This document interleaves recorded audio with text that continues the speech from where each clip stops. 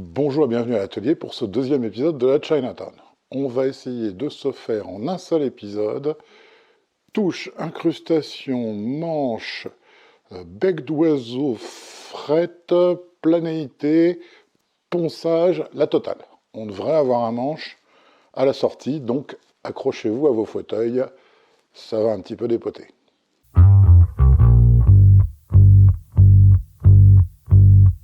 On a monté une plaquette de 3 mm d'épaisseur de palissandre des Indes sur du MDF et on va découper l'incrustation principale.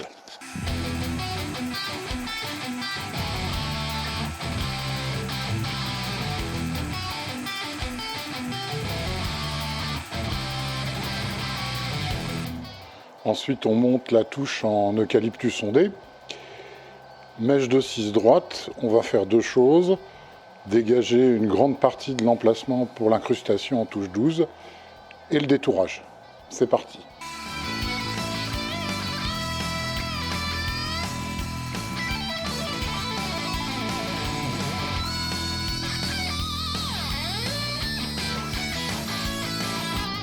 Et à la fraise de 1, on va finir l'incrustation, c'est-à-dire se débrouiller pour que notre bout de palissandre des Indes rentre parfaitement dans la cavité qui a été faite.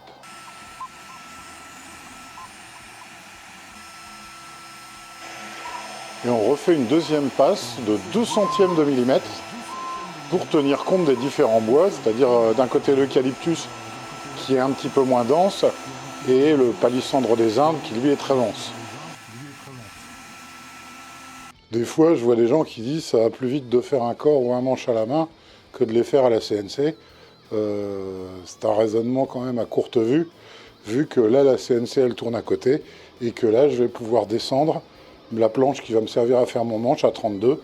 Donc, en fait, je fais deux choses en même temps, qu'on me prouve que ça va moins vite.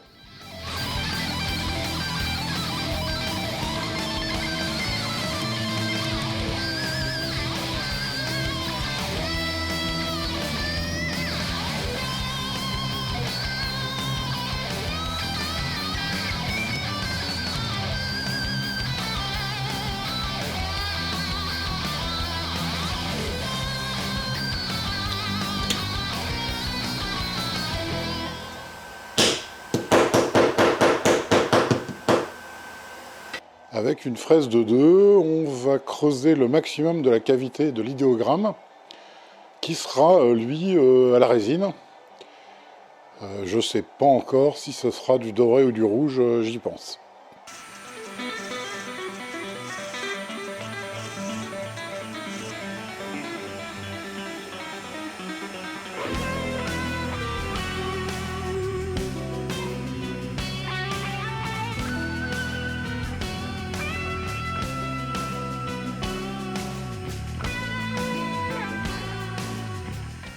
Voilà la structure du manche. On est parfaitement en quartier. Là, on n'est pas complètement, mais je les ai opposés. Et donc, ce manche a vraiment pas besoin de carbone. Il bougera quasi. En plus, il est laminé, il bougera pas. Juste un truss rod. Donc, notre touche fait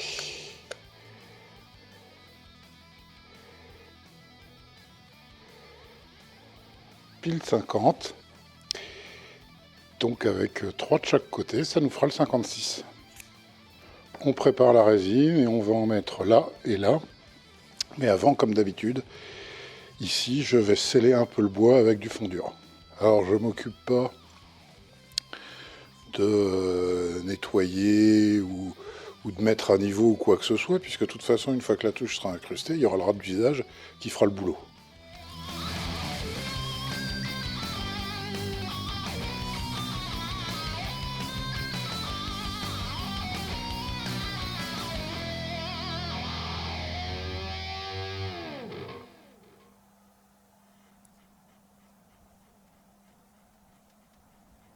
Un des inconvénients de la touche encastrée, c'est que quand on met un truss rod de type Musicman, ici on va laisser un rebord. Donc il faudra pouvoir à la construction, le glisser comme ça à l'intérieur du rebord. Et donc ça veut dire qu'ici il va falloir faire un trou au bout, de manière à ce qu'une fois que le trou sera creusé, y compris la cavité de truss rod, on puisse l'installer jusqu'à ce qu'il affleure ici. Donc le trou, ça veut dire 6 mm pour la touche. Ici on compte 2 mm de plus. Et ça fait 9. Donc on compte 10 pour avoir un petit peu de marge de manœuvre. La moitié ça fait 5. 8 et 5, il faut qu'on fasse notre trou à 13 mm de la surface.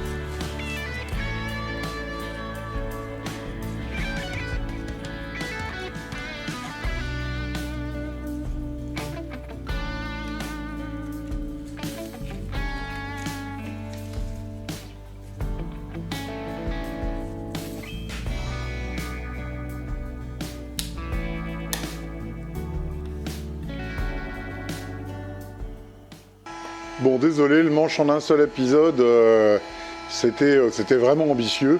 Là, mine de rien, il nous reste encore les side dots, affiner la jonction tête-manche, le ponçage complet, la pose des frettes, la partie planéité. On va refaire un deuxième épisode, on va s'arrêter là. Mais bien, chers frères, en ce deuxième dimanche avant la Pâque, je livre à votre sagacité une réflexion importante. La foi telle qu'on l'entend, n'est finalement qu'un abonnement à Dieu. Et là, ce que je vous demande, si ça n'est pas fait, c'est de vous abonner à moi. En toute modestie, bien entendu. Allez, on se retrouve la semaine prochaine.